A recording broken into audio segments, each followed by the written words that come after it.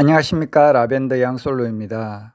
오늘 영상의 시작은 GP 펠렛 모종판 키친타올에서의 상추 시 발화 속도 비교로 시작하겠습니다. GP 펠렛은 상토를 압축해 놓은 것으로 여기에 씨앗을 심어서 발화시킬 수 있습니다. GP 펠렛을 이렇게 화면에서 보시는 것처럼 물 속에 약 5분에서 10분 정도 놓아두면은 GP 펠렛이 충분히 불어나게 됩니다. 물은 한꺼번에 너무 많이 붓지 마시고 불어난 GP 펠렛에 약 3분의 1 정도만 물을 부으시면 되겠습니다.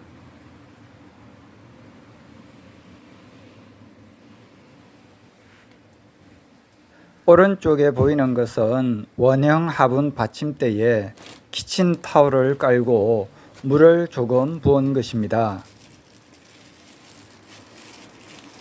모종판에 물을 섞은 상토를 집어넣고 있는 모습입니다. 저는 이렇게 미리 물을 좀 섞어서 모종판에 상토를 집어넣습니다. 왜냐하면 나중에 물을 부으면은 씨앗이 많이 흔들리고 또 모종판에 있는 흙이 푹 꺼지기 때문에 저는 이런 식으로 진행합니다. 씨앗은 두 가지로 준비했는데요. 만추 잎들깨 씨앗과 상추 씨앗을 준비했습니다. 이 씨앗은 4월에 파종해도 되고 9월에 파종해도 된다고 나와 있습니다. 상추는 혼합 상추 씨앗을 구매했는데요. 약 5가지 종류의 상추가 혼합되어져 있습니다. 8월 말에서 9월에 파종해도 된다고 빨간색 점으로 표시되어 있습니다.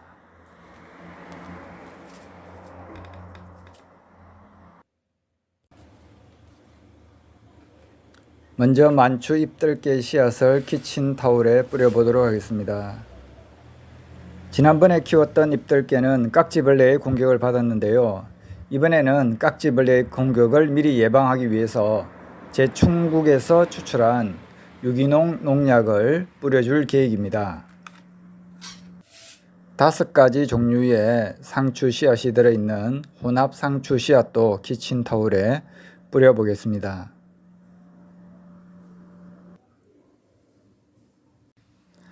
모종판에 집게로 씨앗이 들어갈 구멍을 만들어주고 있습니다. 더 간단하게 작업하려면 나무젓가락으로 살짝 눌러서 구멍을 만들어주면 됩니다. 상추 씨앗은 매우 가늘고 작아서 잘 보이지 않는데요. 하나씩 모종판 구멍에 넣어주고 있습니다.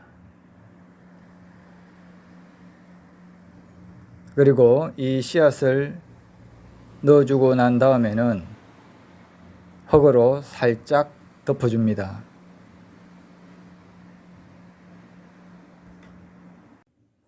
GP 펠렛이 충분히 물에 불어났는데요. 핀셋으로 GP 펠렛 중앙에 살짝 홈을 낸 후에 상추 씨앗을 한 알씩 두 알씩 넣어주고 있는 중입니다. GP 펠렛은 상토를 압축하여 부직포로 쌓아 놓았는데요.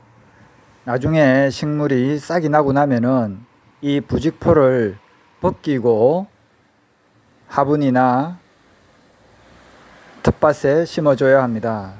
저는 그것을 처음에는 몰라서 GP 펠렛 통째로 심어주는 실수를 한 적이 있습니다.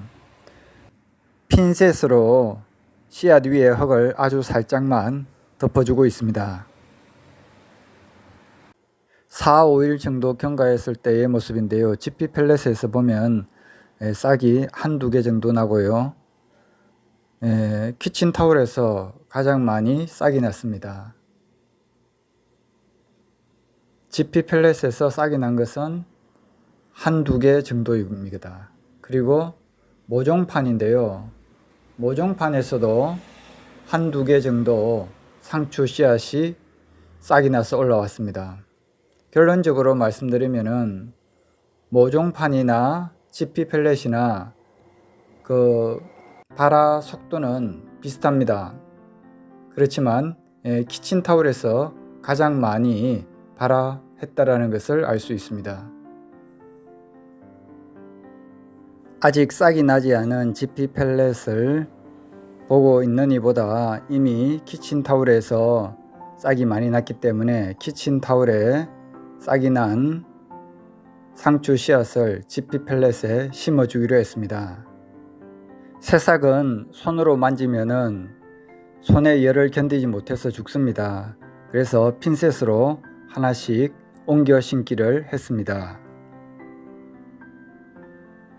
모종판과 지피 펠렛의 발화 속도가 똑같은데 굳이 지피 펠렛을 사용할 필요가 있는가 라는 질문을 하실 수 있겠습니다만은 지피 펠렛을 사용하게 되면은 옮겨 심을 때 모종판에 돋아난 싹을 옮기는 것보다도 훨씬 수월합니다. 그게 지피 펠렛을 사용하는 장점이 되겠습니다. 그 후 3, 4일이 경과한 상추 새싹의 모습이고요. 이것은 들깨 새싹의 모습입니다. 그리고 모종판에 심어둔 상추 새싹의 모습입니다. 대형 화분에 상토를 넣었고요. 물을 먼저 흙에다 줍니다. 새싹을 심고 나서 물을 주게 되면은 아주 작은 새싹이기 때문에 흔들려서 쓰러질 가능성이 높습니다. 그래서 저는 물을 먼저 주고 흙을 섞어줍니다. 지피 펠렛을 심을 수 있도록 드라이버 손잡이를 이용해서 지금 구멍을 만들고 있습니다.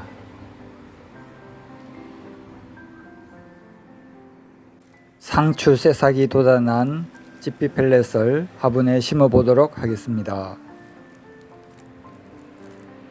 생각보다 구멍이 작아서 다시 손으로 구멍을 좀 더 넓혀주고 새싹을 살살 눌러서 심어주고 있습니다. 이 이후에 관찰해서 모종판에서 옮겨 심은 새싹보다도 지피 펠렛에서 옮겨 심은 새싹이 화분에 훨씬 더 적응을 잘하고 훨씬 더 잘 자라는 것을 저는 확인을 했습니다. 9월 초 베란다 텃밭의 변화를 살펴보겠습니다. 오이가 3차로 열렸는데요. 그 중에 하나는 휘어졌습니다. 휘어진 오이는 물 부족이거나 칼슘과 붕소의 부족 때문이라고 합니다. 저는 칼슘과 붕소의 부족 때문이라고 생각합니다. 그리고 오이잎을 깔아먹는 벌레들이 침범했는데 청벌레와 이름 모르는 날아다니는 벌레들이 날아와서 잎을 깔아 먹었습니다. 호박은 열매를 맺었는데요. 오이에 비해서 호박은 열매를 다는데 훨씬 더 많은 시간이 걸린다는 것을 깨달았습니다. 화분에 심은 방울토마토는 이제 뽑아버리기로 했습니다. 열매가 달려도 너무 작게 달리고 그리고 익는데도 시간이 너무 많이 걸렸습니다. 마지막으로 수확한 방울토마토의 모습입니다. 8월에 심었던 쪽파는 지금 잘 자라고 있습니다. 그리고 깻잎은 뽑아버리기로 했습니다. 진딧물의 공격이 본격적으로 시작되어서 난항유도 뿌려줘 보고 대유 총진싹도 물에 희석해서 뿌려줘 보았습니다.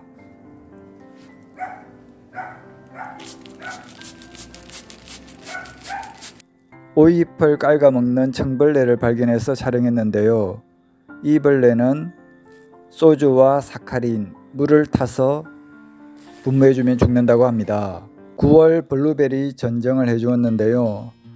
블루베리 가지에서 7, 8마디는 남겨두고 그 끝부분을 전정을 했습니다. 이렇게 하면은 겨울에 동해를 막을 수 있고 수영도 예쁘게 가꿀 수 있다고 해서 전정을 해줬고 8월 달에 블루베리 전정을 할 때는 다시 열매를 맺을 부분을 제외하고 불필요한 가지를 전정을 했습니다.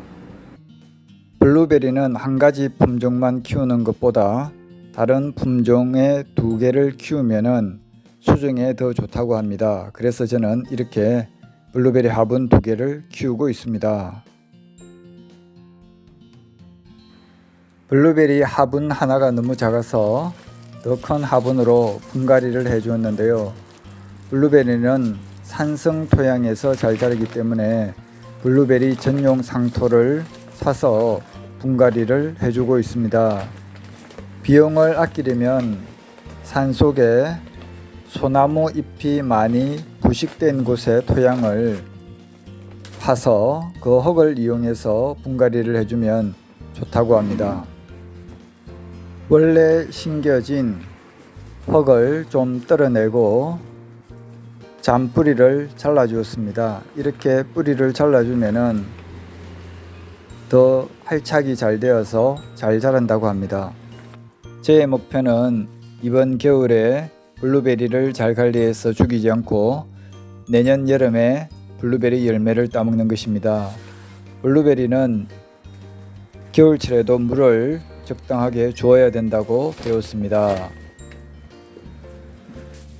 솔잎을 구해서 블루베리 화분을 덮어주면 좋다고 해서 솔잎을 구한다고 했으나 실수로 다른 침엽수 잎을 구했습니다. 그 잎으로 지금 블루베리 화분을 덮어주고 있습니다.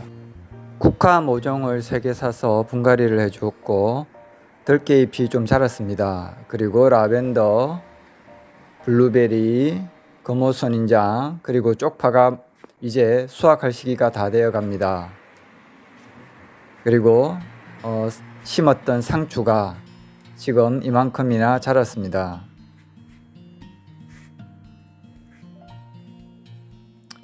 호박은 열매가 많이 맺혔는데 수확할 수 있는 것은 딱 하나밖에 못 됩니다. 제가 잘 못 키워서 그렇고요. 오이가 이제 끝물인 것 같습니다.